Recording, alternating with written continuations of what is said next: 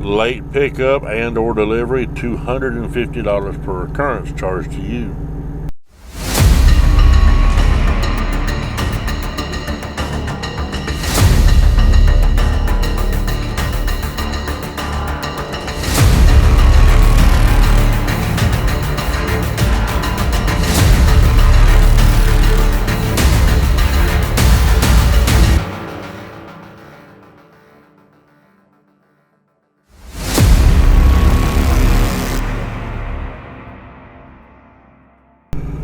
Okay guys, I want to talk about the addendums that are in the contracts with Wel Companies. And I want to start off with addendum E, like in Edward. This deals with best pass transponders, kind of like pre-pass. Now this shows you how bold they are when it comes to sticking their hand in your pocket. It says that there is a $1,000 toll maintenance protection account that you have to maintain $1,000 in it, and that's deducted at $50 per week. All right, here's the kicker on it. Contractor authorizes carrier to deduct from contractor settlement the non-refundable amount of $50 for the best pass transponder. All right. Now, they require you to maintain $1,000 in that toll account. You can go to pre-pass, get your own pre-pass with tolls, and put $200 in deposit with pre-pass. And as you use it, they'll deduct that money from it and then put more money back on it whenever it gets below a certain amount. So they're going to require you to put $1,000 into that toll maintenance account, and they're going to charge you $50 a week for that toll maintenance account. But you're also authorizing them to deduct that $50 non-refundable for the best pass transponder, but it gives no amount. So is it $50 in addition to the $50 for the toll account, or is it $50 cover it all, and how much for the transponder? Because like I said, you can go to pre-pass and get transponder pre-pass with tolls for $200, and you just got to maintain a $200 balance. But now here's the kicker: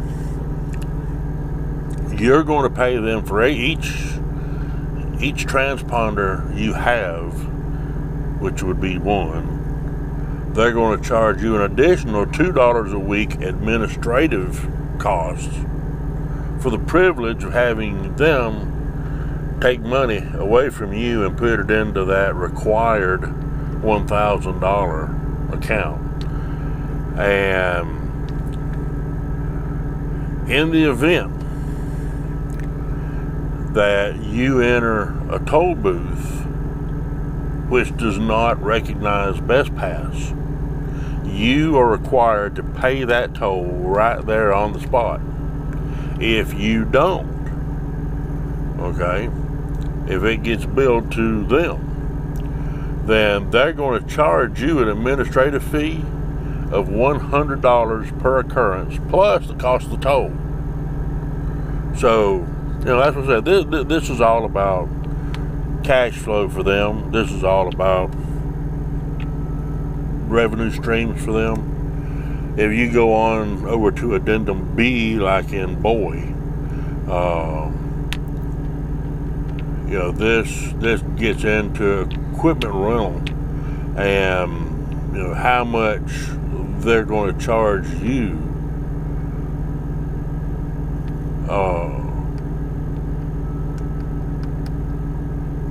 It's a damn joke.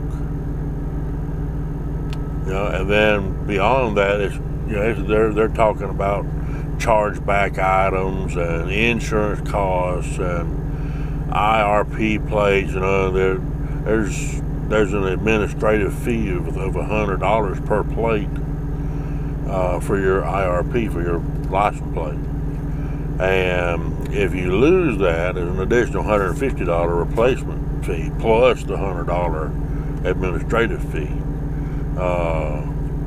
If you want in-cab routing, for example, they're going to charge you $2 per week. And that in-cab routing, you're better off using Google Maps. Late pickup and or delivery, $250 per occurrence charged to you every time you're late for a pickup or delivery. If there's a damage claim, actual claim, up to $500 charged to you. You ain't got to worry about anything above $500, but the first $500 comes on you. If you want this quick pay option, which is a damn joke, because if you read it, their quick pay option says they're going to pay you within 7 days. Well, guess what? They're going to pay you within 7 days anyway. So why pay them an additional $10 per week for the privilege of a quick pay? In my mind, quick pay means that it used to be paid within 24 to 48 hours. They're already paying you every week as it is, so why blow another $10? Trailer cleaning, $25. Charge for dropping trailer with low reefer fuel, $25 plus the cost of the fuel to fill it up or put it to at least 3/4 of a tank. So, this is just very blatant. In the event that equipment is not returned at or before termination, contractors shall be assessed a charge of $200 per day per unit until all equipment is returned to the carrier. In the event the equipment is not returned by a contractor, $200 per day plus mileage and expenses incurred to retrieve and return the vehicle will be assessed. I mean, these guys are like, for lack of a better term, like loan sharks. But here's something you need to be aware of too.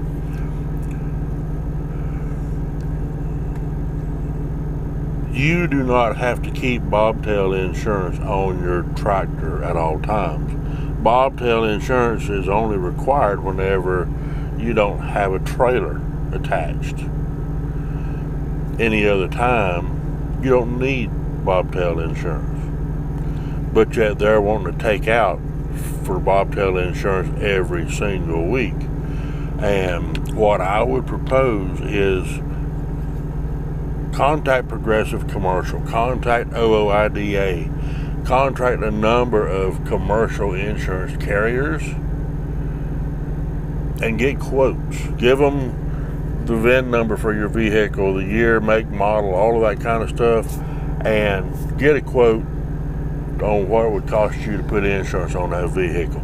If you can get insurance on your own, all right, you're going to be money ahead, because these guys are going to, for example, you're going to pay $7.61 per week for bobtail insurance, and you don't need bobtail insurance all the time.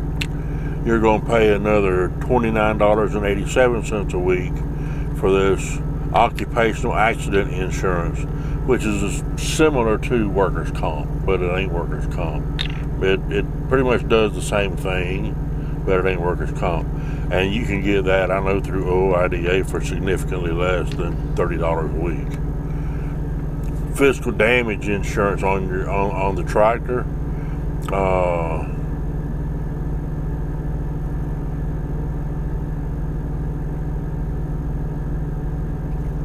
They're using a multiplier here of the value times 0.0264 and then divide that by 52 weeks.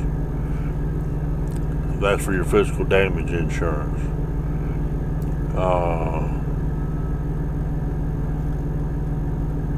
And then the deductible buyback insurance, $22 per week. And you're liable for $500 per occurrence. I would, again, encourage everyone to shop around and find your own insurance, because you don't have to take the insurance through them. If you have your own insurance, all you have to do is provide them with the name of the insurance company, the policy number, your agent's information, and then the effective date of the coverages and the coverage amount. And all you need to do is just give them the name of the company, like Progressive Commercial, your policy number, and your agent's information, as well as the effective dates. And your agent can give them any other information that they need. All right. So again, save yourself some money, please. Go shop around. Odds are, when I first started running under my own authority, I was paying somewhere around $1,200 or $1,300 a month for all of my insurance, and that's the occupational accidental insurance, that's the physical damage insurance, that's all of it. Your liability insurance, everything. And no, actually, I take that back. It was about $1,800 a month. But here's the caveat: there were a couple of insurance policies that insurance companies will sometimes call the same thing by different names, from one company to the next. And I had one policy that I had coverage from two companies for the same policy, but it was called two different things. And so that, was keeping my premiums up a little higher too. But whenever I renewed and I got everything straight, I was paying less than $900 a month for all of it, for my cargo insurance, for my physical damage insurance, for my general liability insurance, everything. I was paying less than $900 a month. Now, your age and your driving history is going to play a factor in that, just like getting insurance on your car. But shop around, and odds are you can save yourself quite a bit of money, and you are not required to take their insurance. And they even give you an option here. If you want to request the coverage, you initial yes or you initial no, one or the other. So if you're not going to take their coverage, just get the information that they need and give it to them, and you're in good shape. Addendum D,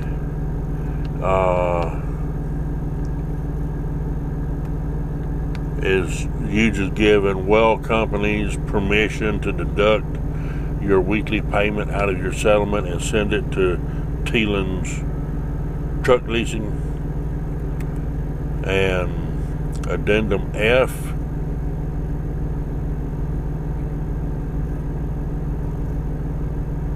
deals with event recorders that they got in the truck. So if you brake hard, if you do something that's going to trigger one of those event recorders, it's just telling you that they got event recorders in there, and you agree to having those in there. So that's pretty much all of the addendums. And there's not a whole lot of trickery there, but there's some things there that you really need to be aware of. Okay, so you guys be safe, and I'll see you down the road. Bye.